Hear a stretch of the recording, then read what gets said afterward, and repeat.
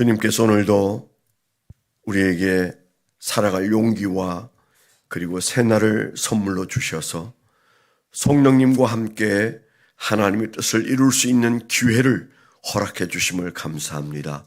오늘도 의미 있는 한 날을 살게 하시고 주님이 마련해 주신 귀한 날을 참으로 저희가 복되게 승리하는 귀한 종들이 되게 하여 주옵소서. 이 새벽에도 불러주셔서 감사합니다. 기도할 수 있는 길을 열어주셔서 감사합니다. 주의 말씀 주셔서 감사합니다. 예수 그리스도의 이름으로 감사하며 기도드렸습니다. 아멘.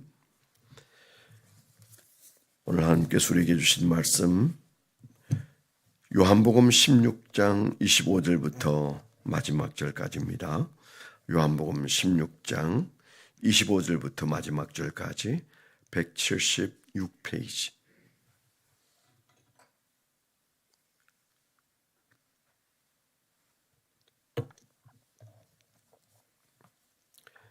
합독해서 읽도록 하겠습니다. 시작. 이것을 비유로 너희에게 일렀거니와 때가 이르면 다시는 비유로 너희에게 이르지 않고 아버지에 대한 것을 밝히 이르리라. 그날에 너희가 내 이름으로 구할 것이요 내가 너희를 위하여 아버지께 구하겠다 하는 말이 아니니 이는 너희가 나를 사랑하고 또 내가 하나님께로부터 온 줄 믿음으로 아버지께서 친히 너희를 사랑하심이라. 내가 아버지께서 나와 세상에 왔고 다시 세상을 떠나 아버지께로 가노라 하시니 제 아들이 말하되 지금은 밝히 말씀하시고 아무 비유로도 하지 아니하시느니 우리가 지금에야 주께서 모든 것을 아시고 또 사람의 물음을 기다리시지 않는 줄 아나이다. 이로써 하나님께로부터 나오심을 우리가 믿사옵나이다. 예수께서 대답하시되 이제는 너희가 믿느냐? 보라 너희가 다 각각 제 곳으로 흩어지고 나를 혼자 둘 때가 오나니 벌써 왔도다. 그러나 내가 혼자 있는 것이 아니라 아버지께서 나와 함께 계시느니라. 이것을 너희에게 이르는 것은 너희로 내 안에서 평안을 누리게 하려 함이라. 세상에서는 너희가 환난을 당하나 담대하라. 내가 세상을 이기었노라. 아멘. 네, 오늘 묵상하고 적용 제목을 좀 적어봤습니다. 대당 예수님이 승리하셨고 성령님이 함께 하시는 전쟁터에서는 근심과 두려움만 담대함으로 이기면 된다. 다시 한번 읽으면요. 대당 예수님이 승리하셨고 성령님이 함께 하시는 전쟁터에서는 근심과 두려움만 담대함으로 이기면 된다. 오늘 말씀 우리가 33절에 예수님께서 하신 말씀 이것을 너희에게 이르는 것은 내가 이 말을 하는 이유는 너희로 내 안에서 평안을 누리게 하려 함이라. 마음에 평안이 없는 그들에게 평안하기를 기대하면서 하신 말씀이라는 것이죠. 그리고 그 뒤에 하신 의미 있는 말씀 세상에서는 너희가 환난을 당하지만 담대하라 내가 세상을 이기었노라. 그렇게 말씀하셨어요. 이 말씀을 하신 때는 세상을 이긴 때가 아닌 것처럼 보이는 때입니다. 예수님이 십자가를 지시기 전날 밤에 최후의 만찬 이후에 하신 말씀 같은데 그런데 그때는 주님도 마음이 아주 복잡하고 어려울 때이셨고 십자가는 그 다음날 져봐야 하는 일인데 주님께서 겟세마네 동산에서 잠시 후에 이 십자가를 피할 수 있게 해주시되 하나님의 뜻대로 되기를 원한다. 그렇게 기도한 것으로 볼 때 또 기도의 그 절실함을 볼 때 주님은 지금 이겼다고 말씀하시는 그 말씀이 감정적으로는 좀 연결이 잘 안 되는데도 주님께서는 분명하게 말씀하셨어요. 너희가 환난을 당하나 담대하라. 내가 세상을 이겼노라. 그렇게 말씀하셨습니다. 조금 전에 말씀드린 대로 이 요한복음 16장은 최후의 만찬 아마 직후가 아니었을까 뭐 그렇게 우리가 짐작을 하죠. 그리고 17장은 그 대제사장의 기도라고 그래서 예수님께서 하신 기도인데 어쩌면 이 기도도 겟세마네 동산에서의 기도의 일부분인가 뭐 우리가 그렇게 짐작은 합니다. 어떻든 아주 그 긴박한 시간이 흘러가고 있을 때 예수님께서 차분하게 그 제자들의 마음을 만져주시는 내용들이 그 14장, 15장, 16장 이렇게 잘 나오는데 참 은혜가 되는 장면이에요. 예수님께서 그들의 마음을 다 보고 계시죠. 점점 근심이 깊어지고 또 이 불확실성 때문에 힘들어하죠. 우리가 살아갈 때 제일 힘든 것 중에 하나는 잘 모른다는 겁니다. 우리가 늘 한치 앞을 모르고 살다가 보니까 사람이 정말 두려움에 빠지고 힘들어하는 것은 잘 모른다는 거죠. 불확실성이 사람을 제일 많이 괴롭힙니다.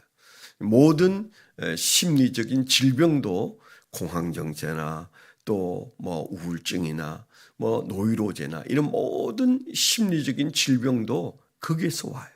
모른다는 거죠. 모르죠. 우리가 하루 이틀 몰랐던 게 아니고 살아오면서 모든 것들을 점점 우리는 내가 나이가 들어도 다 아는 게 아니구나. 정말 한치 앞은 모른다는 말이 맞구나. 그런 생각인데 예수님의 제 아들이 지금까지는 그냥 몰라도 돼. 예수님이 계시니까 그렇게 살아왔어요. 그런데 이제 예수님께서 떠나신다고 말씀하시고 큰 환란이 온다고 말씀하시고 뭐 이런 얘기들을 계속 하시는 동안에 그들은 불확실성에 빠지지 않았겠습니까? 야, 이거 모르겠다. 무슨 일이 벌어지는 거야? 주님이 떠나신다는데 어떻게 된다는 거야? 뭐 이제 이런 생각들을 그들이 하면서 힘들었을 것은 충분히 짐작이 됩니다. 그래서 14장에도 근심하지 말라. 나를 믿으니 또 곧 아버지를 믿고 나를 믿으라. 그렇게 얘기한 장면부터 시작해서 14장, 15장, 16장에 공이 등장하는 얘기가 성령님에 관한 얘기를 하고 있잖아요.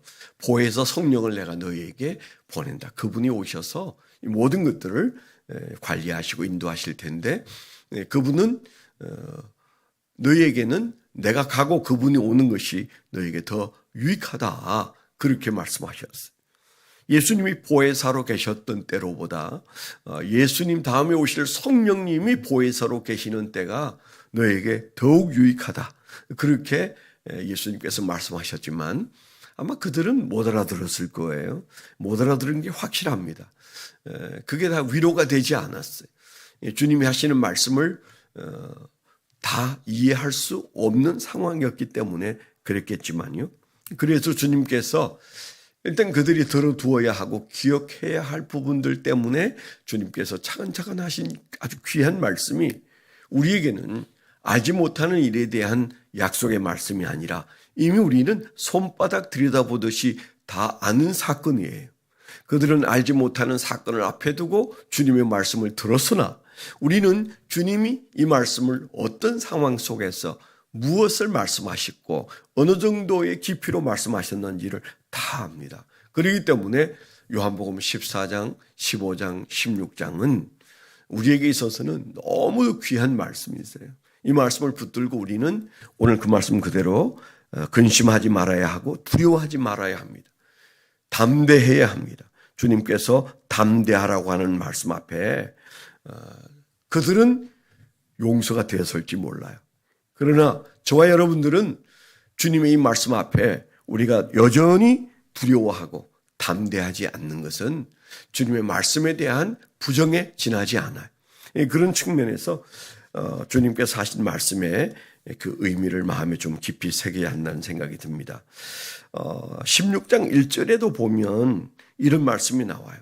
내가 이것을 너희에게 이름은, 그러니까 15장까지 말씀을 제가 조금 전에 말씀을 드린 그 핵심적인 얘기들을 차근차근 하신 이유는 내가 이것을 너희에게 이름은 너희로 실족하지 않게 하려 함이라 그랬어요. 너희가 실족당하지 않기 위하여, 너희가 마음에 실망해서 실수하지 않도록 내가 이 말을 하고 있다. 그렇게 말씀하셨죠. 그 다음에 우리가 33절에 읽은 내용은 뭡니까?